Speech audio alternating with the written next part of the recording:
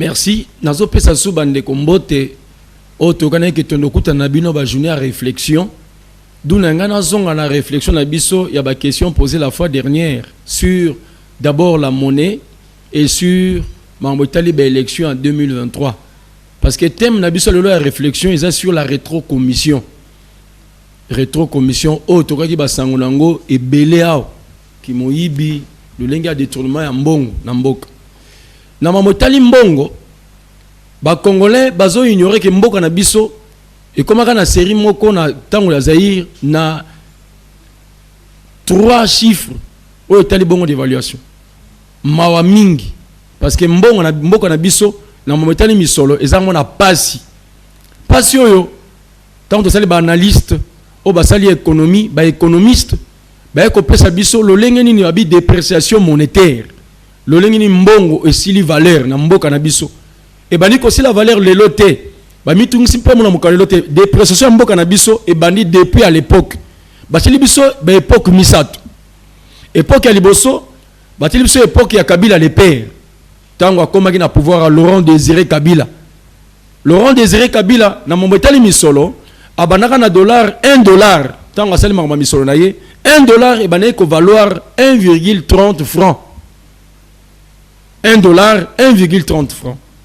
Kokenetina koufa Laurent Désiré atiki biso na $1 311,60 francs. D'où soit na dépréciation monétaire toi qui na 300,69%. Oh c'est là qui dépréciation monétaire na mboka na biso pe misolo na biso. Kokoba oyo tangu ndeko aye ya mwano Hippolyte Kanambe Joseph Kabila azui biso na 311,60 francs, 60 francs, aye kotika pouvoir $1 valait 1637,79 francs. Soit na dépréciation monétaire tozana 425,60%. Oh misole perd de valeur nango. Donc Kabila Joseph azui biso tango nous akufi na 311,60 francs. Abimi na $1 1637,79 francs. Dépréciation 425,60%. Kobimanaye Abimi le long kumu ya ekolo Félix Antoine Tshilombo Tshisekedi azubiso et pas Kabila na 1637,39 francs. Lelo dès sa prise du pouvoir les dollars to francs congolais ali monnaie na banque échange nango taux réel officiel est à 1961 francs. D'où la valeur et la dépréciation monétaire ndeko Félix azana 19,77%. Il y a un autre qui dit mieux. Mangama misolo. Total à Kobanda les deux père fils, soi-disant fils, bazana 725,20 quelques pourcentages. Il y a dépréciation monétaire. Mais présent Félix n'a moi tant au cœur à Sali. Et puis dépréciation monétaire il y a 19%. C'est par rapport parce que mbongo na biso ya mboka et iba makina caisse à l'état. Et iba makina matela na biso ya mbongo. Ba ibi na kati ya réserve nationale. Ndeko moko intellectuel, rien qu'on touche même la réserve nationale. Il y a autre but au global à rétrocommission. Comment est-ce qu'on a touché? Mais tu as besoin de mbongo. Pour pas congolais ba que tant ba lo ba que présent Félix a c'est le côté la Mambotali misolo. Ba économiste ba sololi. Toku misanani toto ko pesa nani moi pifo ya ba que muto ana sali malam. Muto à 300,69%, il y a dépréciation. To muto à 425,60% de dépréciation. To muto à 19,77%. Il y a un hôtel, ça va être congolais, n'a pas raisonnement, n'a pas analyse, n'a pas réflexion. Bota la dépréciation monétaire, il y en a qui malam. Mais moi, mibou a sali, et ça mibou, oh y a bandeli, mboke zaki na libulu, mboke zaki na kobunga, mboke zaki na pasi, bipa nyonso koiba. Et puis misona ba iba ba milité, ba onka ba millions, 67 millions, 56 millions, 10 millions, ndesala ke mboka na biso pe na moi mikolo mokonza koti.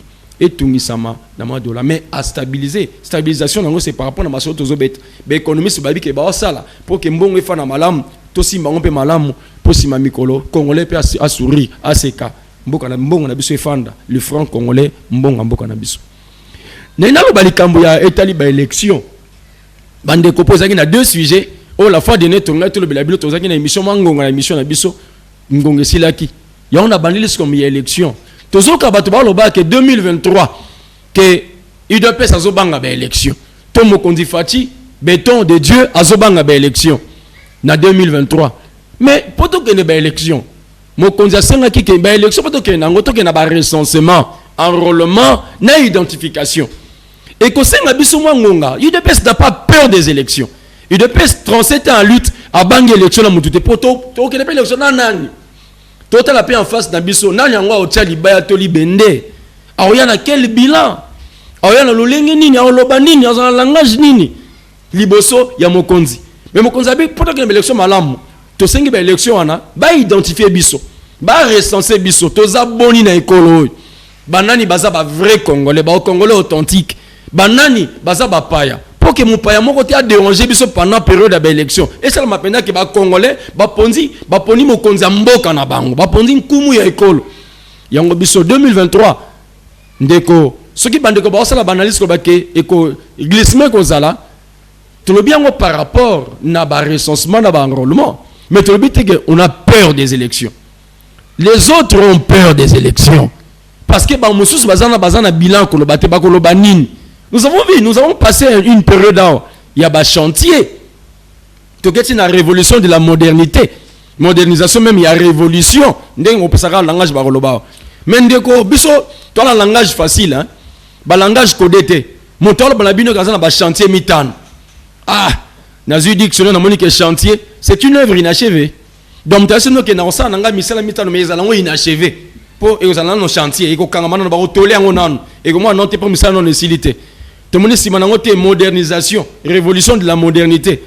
Tout le monde y a bamaboulou, tout le monde y a maï, tout le monde y a qui révolution en modernité. Donc nous on croyait que tout ça une période moderne, tout ça une période archaïque, les anciennes choses, les choses qu'on a oubliées, les choses qu'on a même et ça rassure la mutuelle bah tout est bazong c'est la biso ango. Mais tout le monde était aussi mbaté. Il y a un tout le monde biso tout le monde que biso UDPS, biso ba congolais, token élection na biso malam.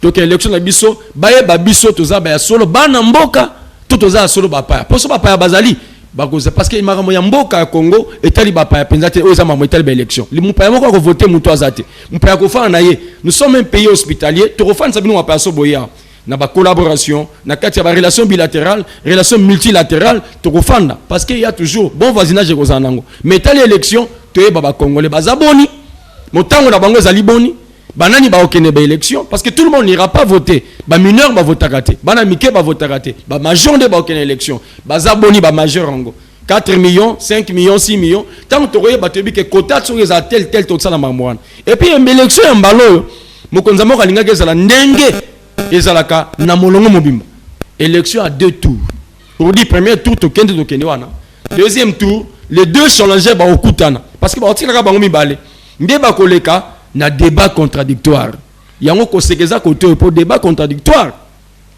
ndeko moko azasuna na pifoter akima ngo def alinga débat contradictoire pour azape na langage facilité pour bilan pesate parce que mutora débat contradictoire faut un argument a un projet na ya société atali si li pour peuple a votaka mutu par rapport na projet à société nini ozoka no sala nini okobongis nini okosala makanisi ya malamu eza nini avancement école ozala wapi profit école to intérêt école ezala wapi donc mutu wana oza na projet na ye nde libota to molongo ya Congo peuple congolais akopona moto par rapport na projet ya société comme biso projet na biso boye bien ezaka intitulé le peuple d'abord na kati ya projet wana nyonso ya école ezali secteur nyonso to viser ba secteur nyonso enseignement culture social nyonso ya na kati nde bokoyeba mokolo wana oya kolinga sala face na fachi béton de Dieu a au moins projet à UDPS a au moins mécanicien à UDPS a ezaka ba quelques signes ba quelques donc biloko ya ko meka kaka tozo meka mais to moni na ko meka ya mike biloko mike déjà ba to potaka bambango ba okimaka bambango bon 2023 nana rofanda nani akoya libaya to libende po libaya to lambela ngo to sango koni libende to lamba na moto e koma nango se fondre nango bande ko na quelques 2 points wana on a une pesa penza na makanisi ambalele ki na baki tournoson la na ba réflexion lelo likanisi na biso pena analyse lelo to réflexion les ali la rétro commission awa ko seka peneza na rétro commission La rétrocommission, on a posé question. La rétrocommission est-elle un acte de vol ou un détournement? Pour la mboka Congo, tu sais, moïbe les anini, vol les anini, peut détourner mes anini. Mais si on a simba dictionnaire, na autant la fou la dictionnaire, on le mot vol. Vol veut dire détourner quelque chose d'un point X à un point Y. Pour la Congo, ce qui, moi, na balabala yibi, voleur. Ce qui moto kalaka, attendre dans la voiture, ba cravate, costume à yibi, détournement. Te, na vol, na détournement, et ça va que au longo le logo ne sika songolo à l'insu de quelqu'un. Donc, moyibi, et ça m'a bien en boka na biso Congo. Donc, la rétrocommission, bandeko na ozonga nango na lolenge to mona na Congo. Ces mots, lorsqu'il a été prononcé par le président de la République, na libanda ekolo, na mboka bapaya, ba poser une question, likambu ya koyiba mamoko semanga na mboka na biso ya 15 millions. Ndemo konzama la baki abengi babenga kango pa na biso rétrocommission. Mais je pense que les blancs ont compris que lorsque le président parlait de la rétrocommission n'est pas amenée les âmes oyibi. Moto oyiba. Moto oyibi eloko. Mais le lenge moko ya koleka. Ah, tout le monde a ngona Kinshasa wa. Babenga bango bana kwata. Bana kwata basala ranini. Na rétrocommission. Akoya liboso moto alobi. Appareil aweza $100. Maman payé $100. Pour ministère de télévision. Il y a kokota na kati ya magasin. Ake ba solina moto aza facturier. Bah, on sait la paix facture il y a $100. Alors que la chose est à la valeur il y a $100. La chose est à sa valeur à $50. Bah, qu'on bimi sa paix facture il y a $100. Bah, mislo paix appareil il y a $100. Na montant abi il y a $100. Ok, et l'autre on a basé on a katia dépôt na bango et ça la valeur il y a $100 te. Tala moyibi. Aibio 50% ya mbongo na yo ba yibi yango. Et d'une manière intelligente. C'est ça la rétrocommission. Monto lobino le koza ataloboye mais ça montango wana te eza montango mususu pe abimisi yango ba miso pe na facture na montango balobaki na munoko mais kuna basololi tango yo kokende ayesu epa na yo mosombi eloko yo po kanisi ya muto aselinga leko madame na pese sous mbongo moko ya reconnaissance tala mbongo azolia yo na mbongo ya reconnaissance na mbongo yo pesi alio plus au risque comme ça même $110 mais pour que la chose est en onke loka $50.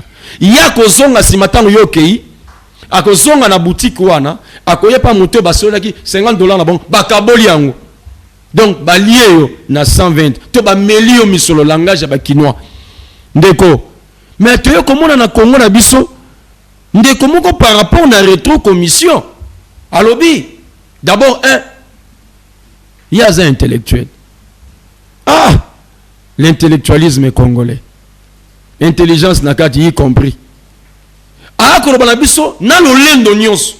Na miso bato. Na sima koyiba alobi te na za moto mayele. Pona yibi na mayele belé. Na yibi na lolenge bomo moyebo na ngeza te. Pe ya solo moyeto mo lepeza te. Mais comment na nae e moye na misala. Ndeko moto ayibi momoni yete ndenga yibi. Mais boye ko constater que il y a Zouakité, il y a signé peu de documents de côté, mais il y a Zomvoama, il y a comme une mission de belé, si ma yako signé, c'est pas de monsieur Mikanda. Pour dire, Ngai, l'analyse de Saliao, Motefayeba, quand il dit une chose, que lui, il a fait l'acte par rapport à l'intelligence. Non, il y a intelligence par rapport à la ruse, la malignité. Bon, et puis, celui qui a la ruse, qui a la malignité, et ça m'a les mots yamabe.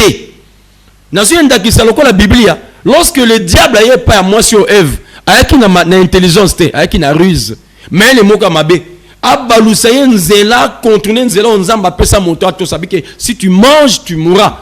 Il y a dans le même langage. Est-ce qu'on vous a réellement dit, abakisaka mot réellement, et troubla mon tu à moi si.